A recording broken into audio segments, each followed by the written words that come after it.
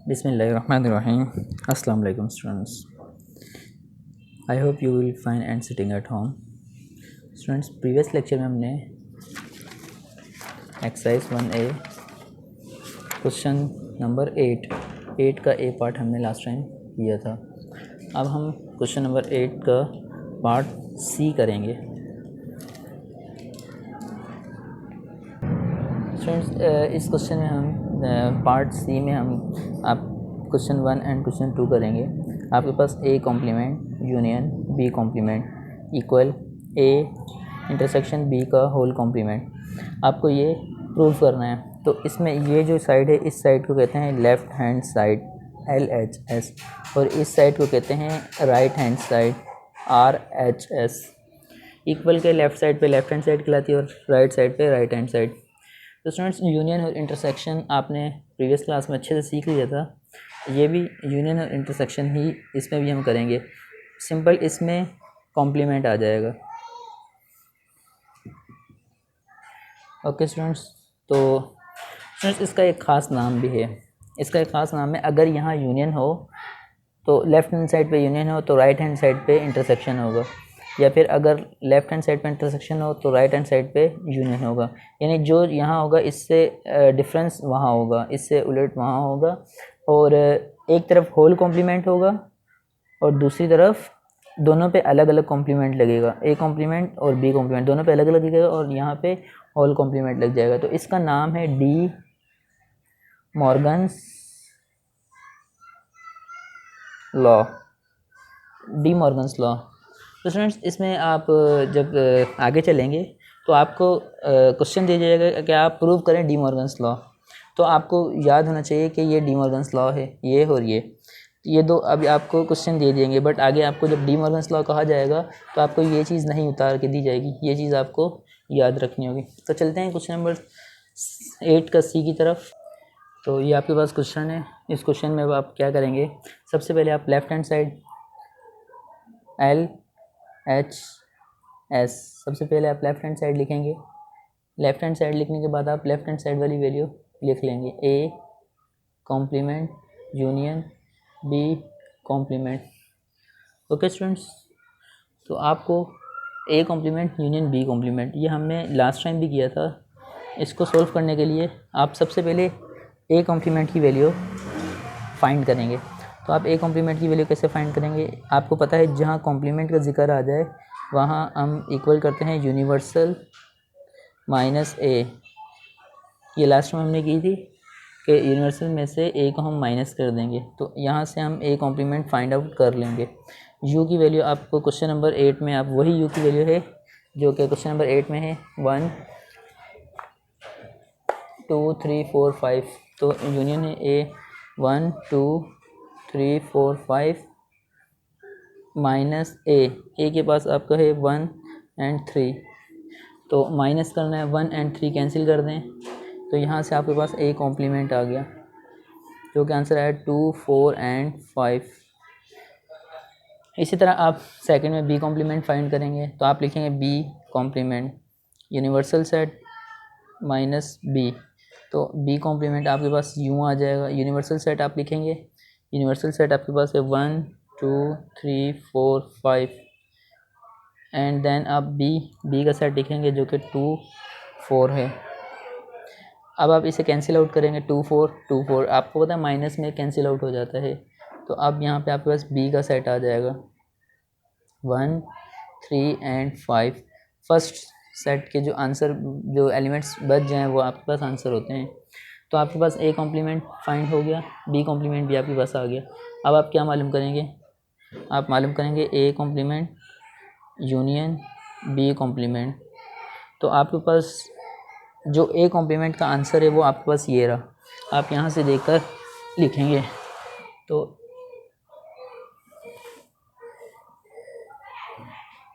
A complement का answer ये रहा, आप यहाँ से देखकर ए कॉम्प्लीमेंट का आंसर लिखेंगे। आप लिखेंगे 2 4 एंड 5 एंड यूनियन, आप यहाँ पे लिखेंगे यूनियन और बी कॉम्प्लीमेंट। तो आप लिखेंगे बी कॉम्प्लीमेंट का जो सेट आपने फाइंड किया है वो आप देखें ये रहा 1 3 5। आप लिखेंगे 1 3 5। तो अब आप यूनियन फाइंड कर लेंगे। आप लिखेंगे A complement union B complement. तो आप यूनियन मालूम कर ले। यूनियन का मतलब होता है तरतीब देना। तो आप तरतीब देना शुरू करें 1 2 3 4 एंड 5। तो ये आपके पास लेफ़्ट हैंड साइड आ गई। अब आपने सिर्फ लेफ़्ट हैंड साइड फाइंड की है, लेफ़्ट हैंड साइड ये। अब आप राइट हैंड साइड फाइंड करेंगे। तो आपके पास जो लेफ़्ट हैंड साइड का जो आंसर है और राइट हैंड साइड का भी आंसर आपके पास यही होना चाहिए जो लेफ़्ट का होगा। दोनों हमेशा इक्वल होते हैं। अब आप लिखेंगे राइट हैंड साइड आप लिखेंगे ए इंटरसेक्शन बी का होल कॉम्प्लीमेंट। आप में ये फाइंड करना है। तो जब भी आप होल कॉम्प्लीमेंट की बात करेंगे तो आपको मैंने बताया था कि सबसे पहले आप ब्रैकेट के जो अंदर वैल्यू होती है वो फाइंड करते हैं। आप लिखेंगे ए इंटरसेक्शन बी। तो ए का जो सेट है वो आपके पास है 1 एंड 3 और इंटरसेक्शन की बात हो रही है, यहाँ इंटरसेक्शन आ जाएगा। देन बी का आपके पास सेट है 2 एंड 4। तो ए इंटरसेक्शन बी। इंटरसेक्शन में आपको पता है जो सेम एलिमेंट्स होते हैं उन पे सर्किल कर देते हैं। 1 एंड 3 ना 1 है और 3 भी नहीं है, तो सेम नंबर इसमें नहीं है, सेम एलिमेंट नहीं है। तो आपके पास यहाँ पे जो आंसर है वो आया नल सेट, जो कि खाली सेट है, नो एलिमेंट।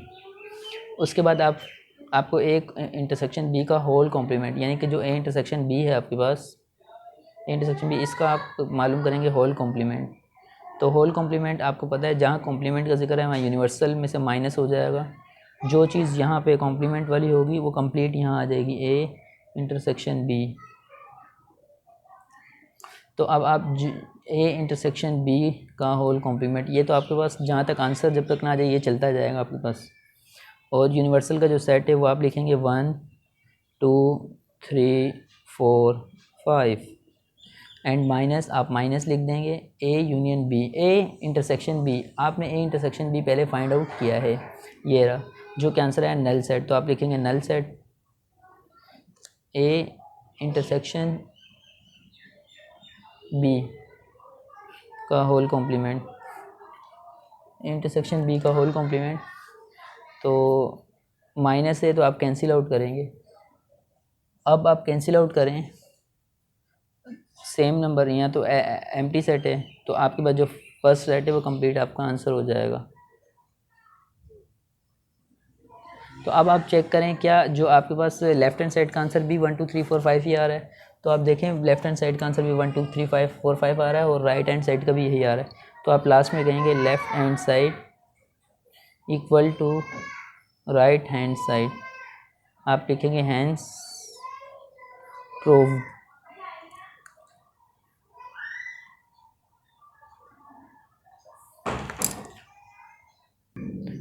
ओके स्टूडेंट्स, तो हमने क्वेश्चन नंबर 8 का सी का पार्ट 1 हमने कर लिया।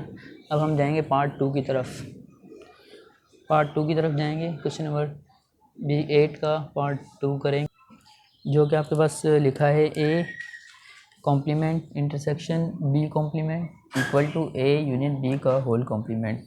तो लेफ्ट हैंड साइड आपके पास ये है L H S and right hand side आपके पास ये है R H S. Okay students, तो अब हम इसे सॉल्व करते हैं। आप लिखें क्वेश्चन नंबर 8 का C part 2, A complement intersection B complement equal to A union B का होल कॉम्प्लीमेंट। सॉल्यूशन। तो अब आप सॉल्यूशन लिखेंगे और इसे स्टार्ट करेंगे। तो स्टार्ट करते हैं। आप सबसे पहले लेफ़्ट हैंड साइड लिखें। लेफ़्ट हैंड साइड आपके पास है A complement intersection B complement, ये आपके पास लेफ़्ट हैंड साइड है। तो इसे कंप्लीट सॉल्व करने के लिए आपको ए कॉम्प्लीमेंट का पता होना ज़रूरी है और बी कॉम्प्लीमेंट का। तो इस वक्त आपके पास ना तो ए कॉम्प्लीमेंट है ना बी कॉम्प्लीमेंट है। जब भी कॉम्प्लीमेंट अलग अलग हो तो आपको सबसे पहले कॉम्प्लीमेंट फाइंड करना है। आप लिखेंगे A complement equal to universal set. तो इस तरह आपने यूनिवर्सल सेट माइनस ए, आपने यूनिवर्सल सेट लिखा 1 2 3 4 5 माइनस और ए का सेट लिखा और इसे आप कैंसिल कर देंगे, 1 और 3 कैंसिल हुआ तो आपके पास ए कॉम्प्लीमेंट का आंसर आ जाएगा। जो माइनस में जब कैंसिल होने के बाद जो फर्स्ट सेट होता है वो आप सिर्फ उसके एलिमेंट लिखते हैं। इसी तरह आप बी कॉम्प्लीमेंट फाइंड आउट करेंगे, आप लिखेंगे B complement union universal set minus B, क्योंकि यहाँ बी है तो यहाँ भी बी आएगा, यहाँ ए था यहाँ भी ए आया। तो इसी तरह आपके पास जो बी कॉम्प्लीमेंट है आपने यूनिवर्सल सेट लिखा, आपने यूनिवर्सल सेट जो है आपने लिखा 1 2 3 4 5 माइनस बी का सेट लिखा आपने और 2 और 4 एलिमेंट सेम थे, ये आपने कैंसिल आउट कर दिए। आपका आंसर में बचा 1 3 और 5, आपके पास ये आंसर बच गया। अब आप क्या करेंगे, आपके पास लेफ्ट हैंड साइड जो है आप A intersection A complement intersection B complement, अब आपने ए कॉम्प्लीमेंट का आंसर आपके पास आ गया, बी कॉम्प्लीमेंट का भी आंसर आपके पास आ गया। अब आप इन दोनों का इंटरसेक्शन मालूम करेंगे। अब आपने इनका इंटरसेक्शन मालूम करना है तो आप लिखेंगे A complement intersection B complement. तो ए कॉम्प्लीमेंट का जो आपके पास आंसर आया है, ए कॉम्प्लीमेंट का जो आंसर आया वो आप लिखेंगे 2 4 5 एंड देन इंटरसेक्शन है, आप यहाँ इंटरसेक्शन लिखेंगे। बी कॉम्प्लीमेंट का जो आंसर आया आप वो वैल्यू उतार लेंगे 1 3 और 5। तो A complement intersection B complement, intersection में जो सेम नंबर होते हैं उस पर आप सर्किल कर देते हैं। तो 2 4 5 5 सेम एलिमेंट से आप लिख देंगे 5। तो आपका ये लेफ्ट हैंड साइड कंप्लीट हो गया। अब आपका जो राइट हैंड साइड आप जब फाइंड आउट करेंगे, राइट हैंड साइड आपके पास है ए यूनियन बी का होल कॉम्प्लीमेंट, आप ये मालूम जब करेंगे इसका जो आंसर आएगा इसका आंसर भी आपके पास 5 ही आना चाहिए, क्योंकि डी मॉर्गन्स लॉ ये कहता है कि लेफ्ट हैंड साइड और राइट हैंड साइड हमेशा इक्वल होंगे। तो आप लिखेंगे राइट हैंड साइड, अगर इसका आंसर 5 आ गया तो आप समझेंगे आपने क्वेश्चन सही सॉल्व किया है। अब आप सबसे पहले जब भी आपके पास ब्रैकेट के बाहर यानी कि जब भी होल कॉम्प्लीमेंट की बात होगी तो आप जो ब्रैकेट के अंदर नंबर होगा सबसे पहले वो फाइंड करेंगे, ए यूनियन बी। तो आप ए का सेट लिखेंगे, आपके पास ए का सेट है 1 3, उसके बाद यूनियन है आपने यूनियन लिखा, उसके बाद बी का सेट आप लिखेंगे, बी का सेट आपके पास है 2 4। तो आपने यहाँ से यूनियन बी फाइंड आउट कर लिया, जो कि यूनियन का मतलब होता है तरतीब देना। तो आप लिखेंगे 1 2 3 4। अब ए यूनियन बी आ गया, आपको ए यूनियन बी का होल कॉम्प्लीमेंट मालूम करना है। तो अब आप इसका कॉम्प्लीमेंट मालूम करेंगे, ए यूनियन बी इसका होल कॉम्प्लीमेंट। तो होल कॉम्प्लीमेंट जब भी कॉम्प्लीमेंट का जिक्र है तो यूनिवर्सल सेट हो जाएगा, इसको माइनस करेंगे आप, जो आपके पास कॉम्प्लीमेंट का कंप्लीट बॉक्स होगा। तो आपने यूनिवर्सल का जो सेट है 1 2 3 4 5 लिखा आपने, उसके बाद माइनस लिखा, उसके बाद ए यूनियन बी का बस ये आंसर आया 1 2 3 4, आपने यूनियन बी का आंसर लिखा। अब माइनस से तो आप कैंसिल करेंगे 1 2 3 4 1 2 3 4, सेम नंबर कैंसिल हो गए। तो आपके पास फर्स्ट सेट में जो एलिमेंट बच गया वो क्या 5। तो आपका जो लेफ्ट हैंड साइड था उसका आंसर भी 5 आया, राइट हैंड साइड का आंसर भी 5 आया। इसका मतलब left hand side is equal to right hand side, hence prove. आप लिखेंगे हैंस प्रूव लास्ट में, यही आपका आंसर हो जाएगा। आपने क्वेश्चन नंबर 8 किया, क्वेश्चन नंबर 8 के बाद अब आप करेंगे क्वेश्चन नंबर 11। क्वेश्चन नंबर 11 में आपके पास क्वेश्चन लिखा है if A 2 3 4 B 3 4 5 6 and C equal to 5 7 9 prove the commutative property. आपको एक वर्ड है commutative property of the union set में। तो आपको यहाँ पे सबसे पहले मैं बता दूँ कम्यूटेटिव प्रॉपर्टी होती क्या है। तो आए देखते हैं कम्यूटेटिव प्रॉपर्टी क्या है। तो देखते हैं कम्यूटेटिव प्रॉपर्टी क्या है। आपके पास है एक सेट ए यूनियन बी, आपके पास एक सेट है ए यूनियन बी और ये इक्वल है बी यूनियन ए के, ये कहलाता है कम्यूटेटिव प्रॉपर्टी। इसे हम कहते हैं कम्यूटेटिव प्रॉपर्टी, यानी कि पहले ए यूनियन बी, ए पहले हो बी बाद में हो, उसके बाद नेक्स्ट राइट हैंड साइड की तरफ बी पहले होगा ए बाद में होगा। ओके स्टूडेंट्स, तो ये कहलाता है कम्यूटेटिव प्रॉपर्टी यूनियन में, यूनियन का सेट ये कहलाता है यूनियन में, commutative property of the union of the set, commutative union में और कम्यूटेटिव इंटरसेक्शन में भी होती है। ये यूनियन में है और कम्यूटेटिव इंटरसेक्शन में क्या होती है, A intersection B equal to B intersection A, तो ये कहलाता है इंटरसेक्शन। अब आपको क्वेश्चन में वो बता देगा आपने इंटरसेक्शन में मालूम करना है यूनियन में, तो आपको कम्यूटेटिव प्रॉपर्टी याद होनी चाहिए। आप ये याद कर लें A union B is equal to B union A, ये आपको कॉन्सेप्ट मैंने दे दिया है कि यहाँ ए पहले होगा यहाँ ए बाद में होगा। ओके स्टूडेंट्स, तो A union B equal to B union A, इसी तरह यहाँ भी ए पहले होगा यहाँ बाद में होगा। अगर यूनियन की बात करेंगे तो यूनियन लगा देंगे, इंटरसेक्शन की बात करेंगे तो इंटरसेक्शन लगा देंगे। आपको यहाँ पर यूनियन की बात की है, क्वेश्चन नंबर 11 में आपको कहा है कि prove the commutative property of the union of set, तो आपको यहाँ यूनियन की बात की है, तो सॉल्व करते हैं। तो स्टूडेंट्स आपको क्वेश्चन नंबर 11 जो है ये अपनी कॉपी में आपको उतार लेना है। If A equal to 2 3 4 B equal to 3 5 6 equal to 5 7 9 prove that the commutative property of the union of the set, ये आपको अपनी बुक में ब्लैक पॉइंटर से लिख लेना है। उसके बाद आप क्या करेंगे, आप लिखेंगे कम्यूटेटिव प्रॉपर्टी क्या होती है, आप ये लिखेंगे A union B equal to B union A, ये कम्यूटेटिव प्रॉपर्टी है। ओके, उसके बाद आप लेफ़्ट हैंड साइड मालूम करेंगे LHS। इन क्वेश्चंस का ये फ़ायदा होता है कि आपके पास जो आंसर आता है वो आपको मालूम हो जाता है कि आपने ये क्वेश्चन सही किया या गलत किया है। तो आपने लेफ़्ट हैंड साइड लिखा, ये लेफ़्ट हैंड साइड आपके पास ए यूनियन बी। अब आप क्या करेंगे, ए लिखा है, ए यूनियन बी आपको मैं पहले सॉल्व करवा चुका हूँ। आपको मैंने लास्ट टाइम भी यही कहा था कि आपको union, intersection, complement and difference 4 चीज़ें आ गई तो आप ये चैप्टर सॉल्व कर सकते हैं। तो ए यूनियन बी, ए का सेट आप सबसे पहले लिखेंगे 2 3 4, ए का सेट लिखने के बाद यूनियन आप लिखें यूनियन एंड बी का सेट लिखें, बी का सेट है 3 5 6, तो आपके पास ए यूनियन बी आंसर आ जाएगा। जो कि यूनियन में तरतीब देना होता है, आप सबसे पहले सबसे छोटा नंबर, उससे बड़ा, फिर 4, फिर 5 एंड देन 6, 2 3 4 5 6, तो आपके पास लेफ़्ट हैंड साइड आ गई। अब आप राइट हैंड साइड मालूम करेंगे,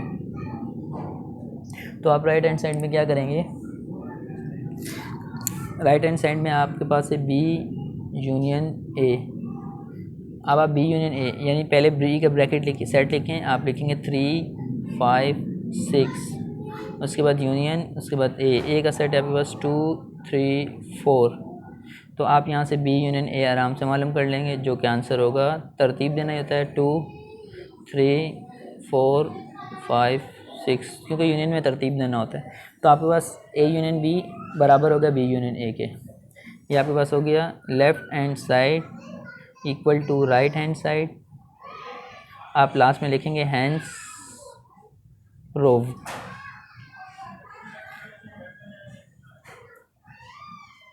ओके स्टूडेंट्स, आपने लास्ट में लिखा हैंस प्रूव, ये आपके पास था कम्यूटेटिव प्रॉपर्टी इन यूनियन।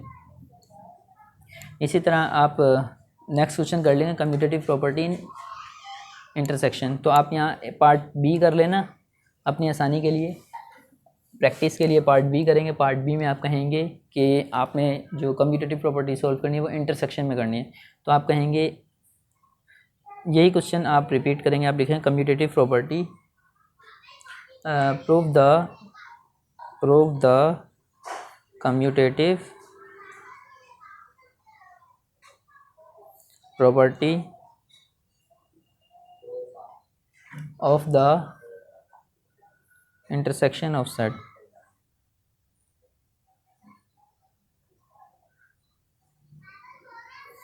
तो ये आपकी बुक में नहीं है, ये मैंने खुद से दी है। इंटरसेक्शन ऑफ सेट कर देंगे, जो ए बी और सी जो होगा वो आप वही क्वेश्चन नंबर 11 का ही होगा। तो आप कहेंगे सोल्यूशन लिखेंगे,